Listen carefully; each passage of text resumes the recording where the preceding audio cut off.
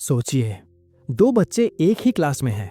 दोनों को एक ही कठिन सवाल दिया गया। पहला बच्चा तुरंत कहता है, मैं ये नहीं कर सकता, मैं गणित में कमजोर हूँ। दूसरा बच्चा कहता है, ये मुश्किल है, लेकिन अगर मैं कोशिश करूँ तो सीख सकता हूँ। फर्क सिर्फ उनकी क्षमता में नहीं, बल्कि उनकी सोच में है। यही है इस किताब का असली संदेश, mindset, the new psychology of success, जो आपको सिखाती है कि आपकी सोच ही आपकी असली ताकत या कमजोरी तय करती है। नमस्कार दोस्तों, आज हम बात करने वाले हैं एक ऐसी किताब की जिसने लाखों लोगों की जिंदगी बदल दी।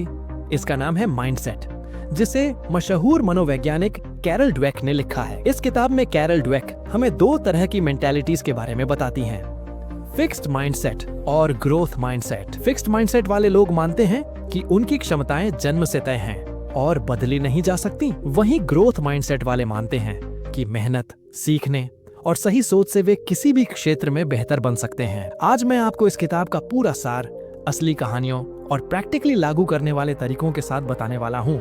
फिक्स्ड माइंडसेट वालों के लिए विफलता एक धक्का है, एक ऐसी मुहर जो उनकी क्षमता पर हमेशा के लिए लग जाती है। ग्रोथ माइंडसेट वालों के लिए विफलता सिर्फ एक सबक है, एक रास्ता है बेहतर बनने का। उदाहरण, माइकल जॉर्डन को उनके स्कूल बास्केटबॉल टीम से निकाल दिया गया था। अगर उनके पास फिक्स्ड माइंडसेट होता तो शायद वो कभी कोर्ट पर वापस न आते, लेकिन ग्रोथ माइंडसेट की वजह से उन्होंने दिन रात अभ्यास किया और इतिहास के सबसे महान खिलाड़ियों में से एक बने। कैरल ड्वेक कहती हैं, The view you adopt for yourself profoundly affects the way you lead your life। यानी आप अपने बारे में जो सोचते हैं वही तय करता है कि आप जिंदगी कैसे जिएंगे। तुलना, फिक्स्ड माइंडसेट, मैं स्मार्ट हूँ या नहीं, ये जन्म से तय है। ग्रोथ माइंडसेट, मैं सीख सकता हूँ, मेहनत से बेहतर बन सकता हूँ। ग्रोथ माइंडसेट वाले चैलेंजेस को अपनाते हैं, क्रिटिसिज्म से सीखते हैं और सेटबैक्स को कमबैक में बदलते हैं। शिक्षा में माइंडसेट का असर बहुत गहरा है।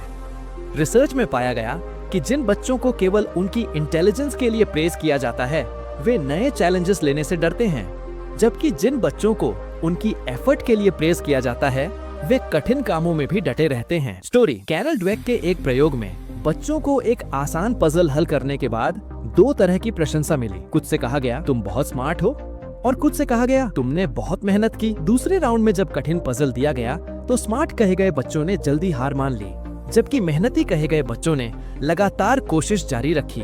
संदेश, अगर हम बच्चों में ग्रोथ माइंडसेट डालना चाहते हैं तो हमें उनकी मेहनत, स्ट्रेटेजी और प्रगति की तारीफ करनी चाहिए, न कि सिर्फ उनकी क्षमता की। खेलों में माइंडसेट का प्रभाव और भी स्पष्ट दिखता है। फिक्स्ड माइंडसेट वाले खिलाड़ी हार को अपनी सीमाओं का प्रमाण मानते हैं और अक्सर खेल छोड़ देते हैं। ग्रोथ माइंडसेट वाले हार को सीखने का अवसर मानते हैं और अपनी कमजोरियों पर काम करते हैं। उदाहरण, सेरेना विलियम्स और रॉजर फेडरर दोनों ही हार के बाद तुरंत कोच से मिलकर अपने खेल का विश्लेषण करते हैं। यह ग्रोथ माइंडसेट का संकेत है। हार सिर्फ एक फीडबैक है, न कि फाइनल वर्डिक्ट। ग्रोथ माइंडसेट वाले खिलाड़ी सेटबैक्स के बाद और भी ज्यादा ट्रेनिंग करते हैं, जबकि फिक्स्ड माइंडसेट वाले बहाने ढूंढते हैं। किसी भी संगठन की सफलता उसके लीडर्स की सोच पर निर्भर करती है। फिक्स्ड माइंडसेट वाले लीडर्स अपनी अथॉरिटी बचाने में लगे रहते हैं। वे फीडबैक से डरते हैं और कंपटीशन से इनसिक्योर महसूस करते हैं। ग्रोथ माइंडसेट वाले लीडर्स टीम की स्किल्स को बढ़ाने, नए आइडियाज को अपनाने और हर स्तर पर लर्निंग कल्चर बनाने पर ध्यान देते हैं। उदाहरण, सत्या नडेला, सीईओ माइक्रोसॉफ्ट, ने कंपनी की कल्चर को नो इट ऑल से लर्न इट ऑल में बदला, जिससे माइक्रोसॉफ्ट का टर्न अराउंड हुआ। माइंडसेट सिर्फ करियर या पढ़ाई में ही नहीं, बल्कि रिश्तों में भी असर डालता है। फिक्स्ड माइंडसेट वाले लोग सोचते हैं, अगर रिश्ता सही है तो सब कुछ आसान होना चाहिए। ग्रोथ माइंडसेट वाले मानते हैं कि किसी भी रिश्ते में चुनौतियां आती हैं और उन्हें मिलकर सुलझाया जा सकता है। उदाहरण, कपल्स थेरेपी में देखा गया कि ग्रोथ माइंडसेट वाले पार्टनर्स आर्ग्यूमेंट्स को हम बनाम समस्या के रूप में देखते हैं, जबकि फिक्स्ड माइंडसेट वाले इसे मैं बनाम तुम में बदल देते हैं।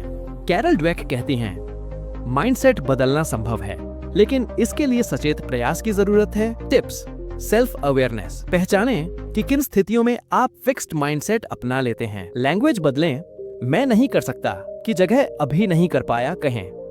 प्रोसेस प्रेज, सिर्फ परिणाम की नहीं बल्कि मेहनत और स्ट्रेटेजी की तारीफ करें। चैलेंजेस अपनाएं, आसान कामों की बजाय ऐसे काम चुनें जो आपको खींचें। फीडबैक को गिफ्ट समझें, आलोचना को सुधार के अवसर की तरह लें। कैरोल ड्वेक ने कई दशकों तक माइंडसेट पर रिसर्च की। उन्होंने पाया कि जब बच्चों, खिलाड़ियों और कर्मचारियों को ग्रोथ माइंडसेट सिखाया जाता है तो उनका प्रदर्शन लंबे समय में काफी बेहतर होता है। हालांकि उन्होंने यह भी माना कि सिर्फ एक बार पढ़ाने से बदलाव नहीं आता, इसे लगातार अभ्यास में लाना पड़ता है। दोस्तों, जिंदगी में असफलता, चुनौतियां और आलोचना तो आती रहेंगी, लेकिन फर्क इस बात से पड़ेगा कि हम उन्हें कैसे देखते हैं। अगर हम ग्रोथ माइंडसेट अपनाएं तो हर गिरावट हमें और मजबूत बनाएगी। तो आज से खुद से एक वादा कीजिए, मैं सीख सकता हूँ, मैं बदल सकता हूँ और मैं हर दिन बेहतर बन सकता हूँ। अगर आपको यह वीडियो मददगार लगी हो तो इसे लाइक, शेयर और सब्सक्राइब करें और कमेंट में बताएं कि आज से आप कौन सा नया माइंडसेट अपनाने वाले हैं।